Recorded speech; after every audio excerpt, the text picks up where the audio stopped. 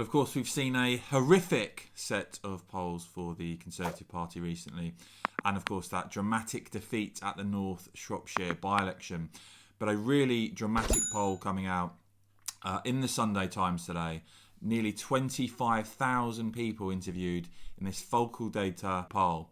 As I said, over 20,000 people interviewed on this. And what it shows, once again, is a trend that we have seen pretty consistently recently, which is that Labour have a fairly large lead over the Conservatives, an 8-point lead with Labour on 40%, the Conservatives 32%, the Lib Dems on 10%, and the Greens on 7%, with Reform UK on 6%, so an 8-point lead there for the Labour Party. The constituency breakdown, rather dramatic findings for Boris Johnson's own constituency that has the Uxbridge and South Ruislip constituency going to Labour. Now, before people get too excited about this, of course, we've seen in the past Labour get far too carried away with their prospects of taking Boris Johnson's constituency. But certainly alarm bells, I'm sure, from this poll are ringing for Boris Johnson and for a whole bunch of Conservative MPs on the current trajectory. And let's face it, the government are having a torrid time at the moment, with Labour taking consistent poll leads now. A number of Conservative MPs will be looking at this and on the current trajectory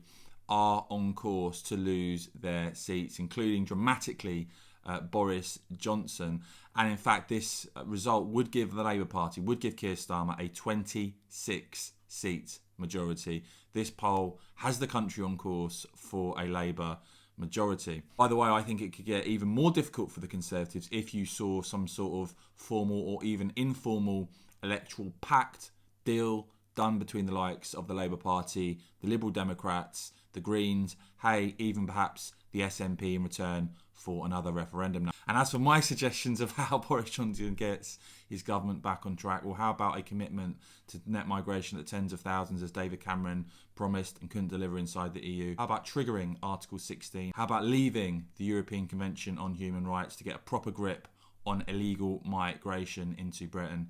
And how about new grammar schools built across the poorest postcodes in this country? That's some of my suggestions about what the Conservatives can do to turn the tide here. Let me know what you make of those poll findings. Do they surprise you or not? And as ever, if you enjoyed this video, do hit the thumbs up button. It really does help me out. And of course, as ever, thanks so much for watching.